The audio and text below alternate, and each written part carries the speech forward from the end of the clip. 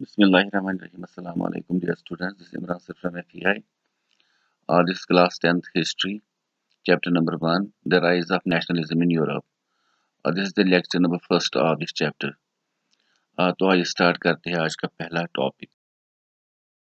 हमारा पहला टॉपिक और आपकी जो हिस्ट्री है वो स्टार्ट होती है एक पेंटिंग से, विजुअल पेंटिंग से, जिसको बनाया था फ्रेडरिक सूरो ने। एक्चुअली में उन्होंने 4 विजुअल पेंटिंग्स बनाई थी। उन 4 में से एक आपकी बुक पे यहाँ पे दी गई है, जो उन्होंने 1848 में बनाई थी। अब इस पेंटिंग के जो फीचर्स हैं वो हम इस पेंटिंग के जरिए ही यहाँ पे डिस्कस करेंगे। The people of Europe and America are marching in a long chain. तो ये जो लोग आप यहाँ पे देख रहे हो, ये यूरोप और अमेरिका के फ्रेडरिक सूरो ने दिखाए हैं। Giving homage to the Statue of Liberty. तो यहाँ पे इन्होंने ये जो फीमेल एलिगरी का इस्तेमाल किया है, तो ये स्टैचू ऑफ लिबर्टी है। एक्चुअली में ये किसी वुमन की रियल लाइफ की, मतलब हम कह सकते हैं, मूर्ति नहीं है। तो इन्होंने लिबर्टी को एज ए फीमेल एलिगरी इस्तेमाल किया है। और इसके एक हाथ में है टॉर्च ऑफ एनलाइटनमेंट, जो रोशनास करना चाहती है सारी दुनिया को, और दूसरे हाथ में है writers, charter of writers for man, और जो लोगों के लिए इनएलिनेबल एंड नेचुरल राइटर्स है, जो उनसे कोई छीन नहीं सकता। अब इसमें इन्होंने दिखाया है कि people are recognized या और identified by there national flags and national costumes. अब ये जो लोग हैं, इनको हम कैसे आइडेंटिफाई करेंगे? इन्होंने अपने नेशनल फ्लैग्स अपने हाथों में ले लिए हैं और साथ में नेशनल कॉस्ट्यूम्स इन्होंने पहने हैं।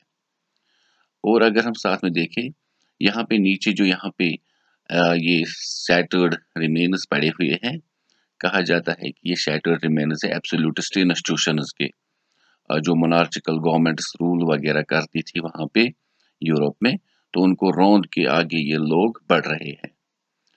और इसके अलावा अगर हम यहाँ पे बात करें, जैसे हमने स्टैचू ऑफ लिबर्टी की बात की, तो सबसे आगे इसको लीड कर रहे हैं अमेरिका और स्विट्जरलैंड के लोग, क्योंकि 1848 में अमेरिका और स्विट्जरलैंड आज़ाद हो चुके थे। और उनके पीछे पीछे फ्रांस और जर्मनी के लोग हैं, और उनके पीछे टू सिकलीज, किंगडम ऑफ टू सिकलीज के लोग हैं, लोम्बार्डी के लोग हैं, पोलैंड के लोग हैं, ऑस्ट्रिया के लोग हैं, इंग्लैंड के लोग हैं, जो लिबर्टी हासिल करना चाहते हैं। किनसे? मोनार्चिकल गवर्नमेंट से। अगर हम बात करें तो फ्रेडरिक सूरो ने इस पेंटिंग में यूटोपियन विजन का इस्तेमाल किया है। एक्चुअली में ये यूटोपियन विजन क्या थी? थॉमस मूर, एक हम कह सकते हैं एक बहुत बड़े राइटर थे इंग्लैंड के, जिन्होंने 1516 में एक बुक लिखी थी यूटोपिया, जिसमें उन्होंने एक फिक्शनल आइलैंड की बात की थी जो अटलांटिक ओशन में है, जहाँ पे जो लोग रह रहे हैं वो वेल सिविलाइज्ड है, और उनके यहाँ पे जो हुकूमत है, गवर्नमेंट है, वो लोगों ने चूज की है। तो 1848 में इस तरह का कंसेप्ट ज्यादा नहीं था। हाँ, फ्रेंच रेवोल्यूशन जो 1789 में हुई थी, उससे एक क्लू मिला था लोगों को कि हमें कौन सी गवर्नमेंट एस्टेब्लिश करनी है, और फ्रांस के बाद बाकी कंट्रीज ने भी उसको फॉलो करना शुरू किया। तो वहाँ के लोग जो रेवोल्यूशनरीज वगैरह थे, उन्होंने इकदाम शुरू कर दिए कि हमें मोनार्चिकल गवर्नमेंट को ख़त्म करके डेमोक्रेसी हासिल करनी है। और ऊपर इस जो ये फ्रेडरिक सूरो है, इन्होंने दिखाया है कि क्राइस्ट, सेंट्स एंड एंजल्स ऊपर से गेज कर रहे हैं, लोगों को देख रहे हैं, जो सिंबलाइज कर रही है फ्रेटर्निटी अमंग द नेशंस। अब मैंने आपको फीचर्स बताए, ये मैंने पॉइंट्स में भी लिखे हैं जो यहाँ पे है। एक्चुअली मैंने 10th क्लास में आपको ये पढ़ाया है, तो वहाँ पे अगर आपको याद हो, मैंने ये सारे पॉइंट्स बोले हैं। अगर हम थीम ऑफ द पेंटिंग की बात करें, डेमोक्रेटिक एंड सोशल रिपब्लिक उन्होंने कही है, तो यहाँ पे people of Europe and America marching in long train and offering homage to Statue of Liberty. और इसके अलावा shattered remains of symbols of absolutist institutions. तो यूटोपियन विजन, ये सारे पॉइंट्स मैंने अभी पेंटिंग में ही डिस्कस किए हैं। इसके अलावा नेशन स्टेट। नेशन स्टेट क्या होती है?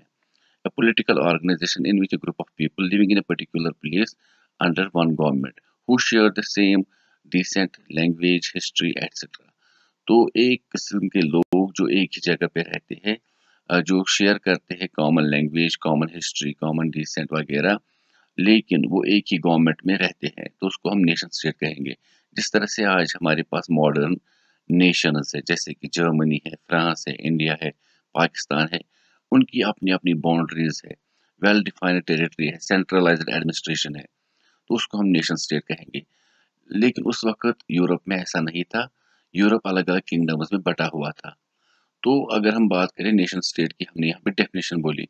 अब फ्रेंच फिलोसोफर ओरेनन 1882 में एक लेक्चर देते हैं यूनिवर्सिटी में, फ्रांस में ही। तो वो कहते हैं कि जो नेशन स्टेट्स है, एक्चुअली में common language, common descent, common history लोगों की होने से नेशन स्टेट्स नहीं बनती है। तो नेशन कैसे बनता है? Nation is a particular result of a long past of endeavours, sacrifice and devotion of great man and common people.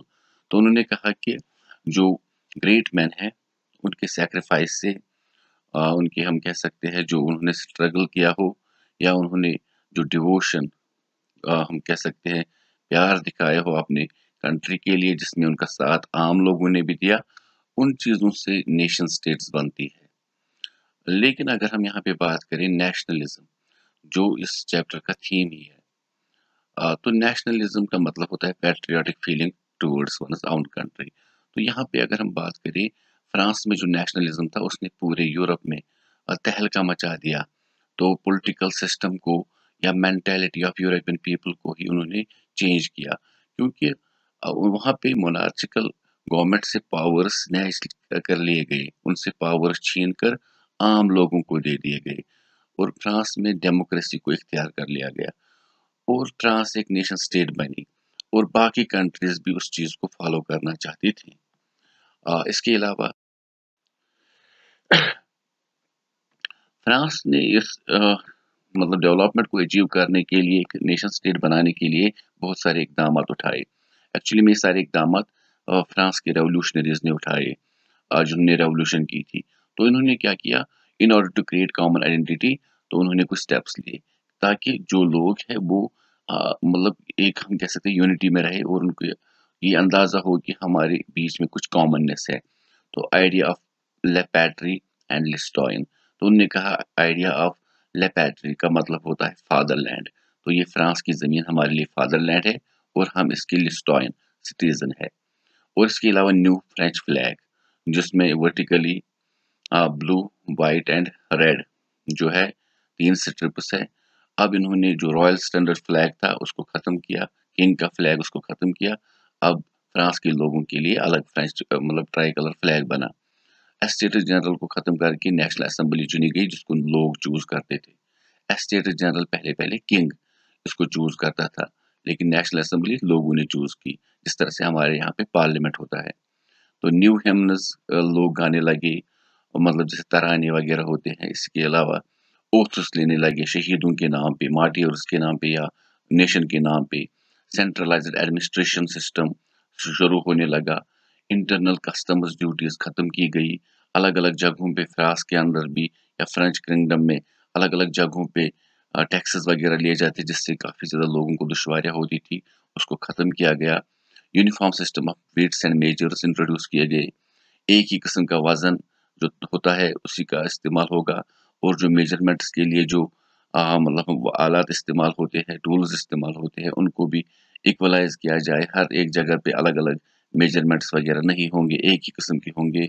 और इसके अलावा जो फ्रेंच लैंग्वेज पेरिस में बोली जाती थी उसको अब नेशनल लैंग्वेज बनाया गया, और बाकी जो डायलेक्ट्स वगैरह थे उनको नेग्लेक्ट किया गया। तो डायलेक्ट्स वो होते हैं जिनका ग्रामर नहीं होता, लैंग्वेज का ग्रामर होता है। तो इस तरह से फ्रांस में फ्रेंच लैंग्वेज उनकी नेशनल लैंग्वेज बनी।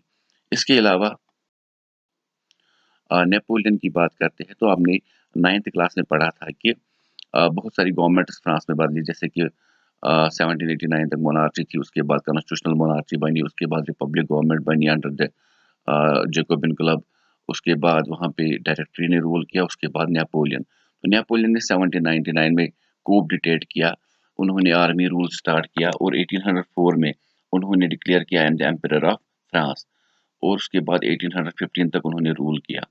एक्चुअली 1814 तक किया, उसके बाद 100 डे 1815 में किया। तो 1804 में उन्होंने सिविल कोड दिया, जिसको नेपोलियनिक कोड भी कहते हैं। जिसकी वजह से काफ़ी ज़्यादा रेवोल्यूशन आई फ्रांस में। और सबसे पहले इसकी जो हम कह सकते हैं कैरेक्टरिस्टिक्स है, फीचर्स, तो equality before the law was established. सब मतलब के लिए कानून एक जैसा होगा, सबके लिए प्रॉपर्टी राइट्स होंगे। एडमिनिस्ट्रेटिव मेजर्स को काफ़ी ज़्यादा सिंप्लीफाई किया, फ्यूडल सिस्टम को ख़त्म किया, पीजेंट्स को सर्वडम या हम कह सकते हैं मैनुअल ड्यूज या हम कह सकते हैं बॉन्डेड लेबर वगैरह से ख़त्म किया, उस चीज़ को ख़त्म किया। बहुत सारे लोगों को हम कह सकते हैं जो बड़े-बड़े लैंडलॉर्ड्स वगैरह थे, एरिस्टोक्रेट्स थे, वो उनको उन पीजेंट्स को, लैंडलेस पीजेंट्स को ज़बरदस्ती काम पे रखते थे और उनको सैलरी वगैरह भी नहीं देते थे। तो उस चीज़ को ख़त्म किया गया। तो गिल्ड रेस्ट्रिक्शंस को ख़त्म किया गया। गिल्ड रेस्ट्रिक्शंस का मतलब होता है एसोसिएशन ऑफ ट्रेडर्स। तो जो भी रेस्ट्रिक्शंस इंटरनली थी उन पे वो सारी ख़त्म की गई। अब वो मतलब आराम से कहीं भी काम वगैरह कर सकते थे, ट्रेड कर सकते थे। और ट्रांसपोर्ट कम्युनिकेशन में काफ़ी ज़्यादा इम्प्रूवमेंट हो गई उस दौरान। और अगर हम बात करें जो नेपोलियन ने ये स्टेप्स लिए, इसकी वजह से काफ़ी ज़्यादा लोग जो थे वो खुश हो गए, जिसमें पीजेंट्स भी थे, आर्टिजन्स भी थे, बिजनेसमैन भी थे। अगर हम बात करें इसके बाद जो रेवोल्यूशनरीज थे फ्रांस में, जब उन्हें लगा कि हमने फ्रांस को अब मोनार्ची से आज़ाद किया है, तो अब हमारा नेक्स्ट मिशन ये होना चाहिए कि हम अपनी जो नेबरिंग कंट्रीज है उनको भी लिबरेट करें, आज़ाद करें। तो पहले-पहले जो नेबरिंग कंट्रीज के जो मिडिल क्लास वगैरह थे, उन्होंने जैकोबिन क्लब्स बनाए, उन्होंने फ्रेंच आर्मीज के लिए रास्ते बनाए और उनको वेलकम किया। तो जब फ्रेंच आर्मीज ने वहाँ पे उन इलाकों को कॉन्क्योर किया, उसके बाद जो उन नेबरिंग कंट्रीज थी, वो फ्रेंच आर्मी के साथ नफरत करने लगी। ऐसा क्यों हुआ? पहले तो वो उनका वेलकम कर रहे थे, अब नफरत करने लगे।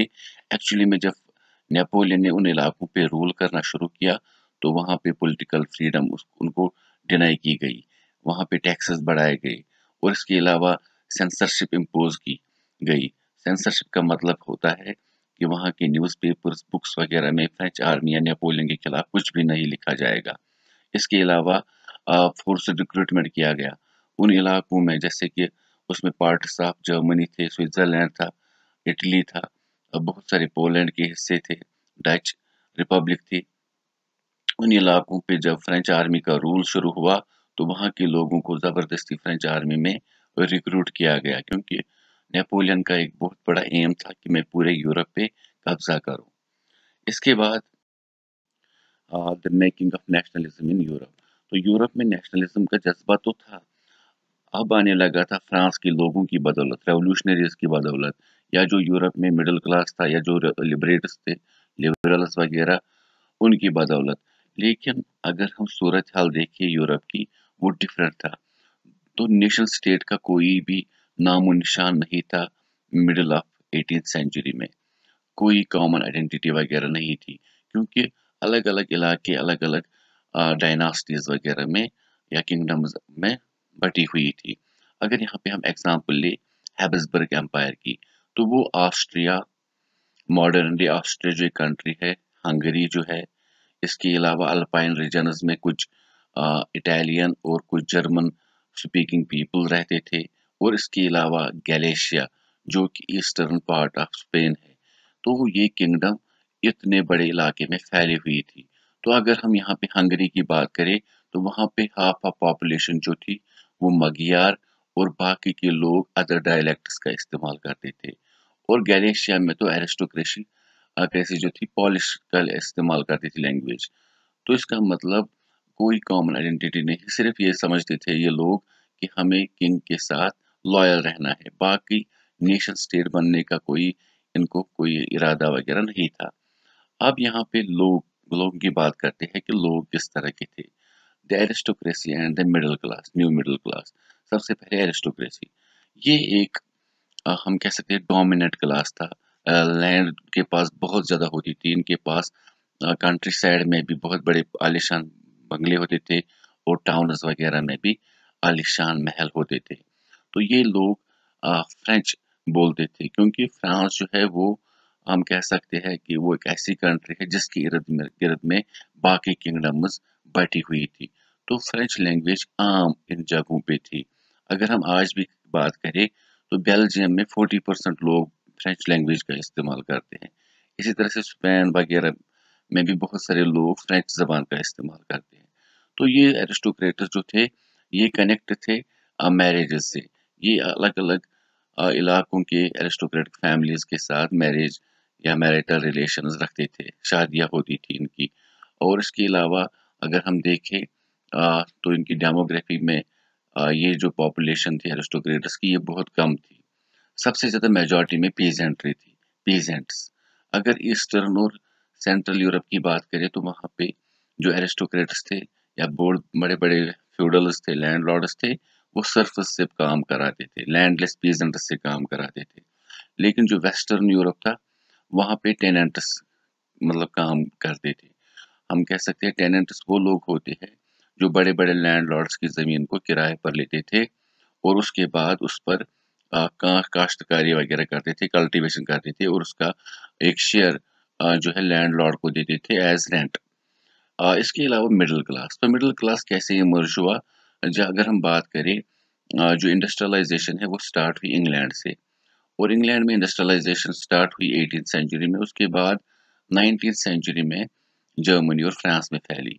लेकिन उसकी बदौलत जो है नई-नई इंडस्ट्रीज़ वगैरह, या हम कह सकते हैं एक नया क्लास इमर्ज हुआ, कमर्शियल क्लास। और बहुत सारे लोगों ने, जब हम कह सकते हैं टाउन सिटीज़ वगैरह बनने लगी, तो बहुत सारे लोगों ने, हम कह सकते हैं इंडस्ट्रीज़ कायम की। कुछ लोगों ने ओवरसी ट्रेड मतलब कायम किया। तो इससे एक नया क्लास इमर्ज हुआ जिसको मिडिल क्लास कहा जाने लगा और ये एजुकेटेड क्लास था। तो इन्हीं ने ये, हम कह सकते हैं कि ये आइडिया आगे बढ़ाया कि हमें लिबर्टी चाहिए, आज़ादी चाहिए मोनार्चिकल रूलर्स से। तो इसके अलावा अगर हम बात करें लिबरल नेशनलिज्म, तो लिबरल का मतलब होता है फ्री, फ्रीडम।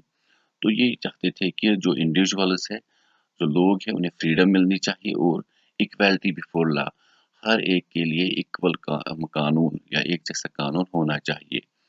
अगर हम बात करें जो फ्रेंच रेवोल्यूशनरीज थे, जब वो रेवोल्यूशन कर रहे थे फ्रांस में, वो चाहते थे प्रिविलेजेस का एंड हो। फर्स्ट, सेकंड और थर्ड स्टेटस में जो सोसाइटी बैठी हुई थी, तो जो पहली दो स्टेटस थी उनको प्रिविलेजेस हासिल थी, वो खत्म होनी चाहिए।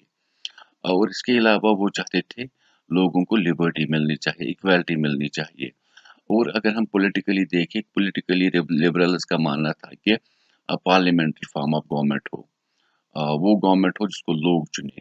तो इकोनॉमिक स्फीयर में लोग चाहते थे कि फ्रीडम ऑफ मार्केट्स हो। तो यहाँ पे हम एक इंतज़ामिया की बात कर सकते हैं, ज़ोल्वेरियन। ये एक कस्टम यूनियन थी जो प्रूशिया में, इंशाल्लाह आने वाले टॉपिक्स में आपको पता चलेगा कि प्रूशिया कौन-सा इलाका था। तो प्रूशिया में एक कस्टम यूनियन बनाई गई थी, ज़ोल्वेरियन, जो उसके बाद 39 कॉन्फ़ेडरेशंस वगैरह में स्टार्ट की गई, जिसकी वजह से नंबर ऑफ करेंसीज़ को कम किया गया। और अगर हम देखें रेलवे नेटवर्क वगैरह जब शुरू हुआ, तो रेलवेज़ एक शहर से दूसरे शहर में जाती थी। तो जो नंबर ऑफ करेंसीज़ थी उनकी वजह से काफ़ी ज़्यादा प्रॉब्लम्स होती थी। जब बहुत सारी मतलब करेंसीज़ होती है एक जगह पे, तो वहाँ पे पता चलाना होता है कि किसको कितने पैसे वापस देने हैं, किससे कितने लेने हैं, तो उसमें काफ़ी ज़्यादा प्रॉब्लम्स होती थी। तो ज़ोल्वेरियन की वजह से ये प्रॉब्लम सॉल्व हुई, नंबर ऑफ करेंसीज़ कम होने लगी। तकरीबन 32 से सिर्फ़ 2 ही करेंसीज़ अब वहाँ पे होने लगी। तो इसकी वजह से भी काफ़ी ज़्यादा फ़ायदे पहुँचने लगे। तो इंशाल्लाह आने वाले टॉपिक्स अगली वीडियो में कवर करेंगे। तब तक के लिए स्टे सेफ, या अमान अल्लाह।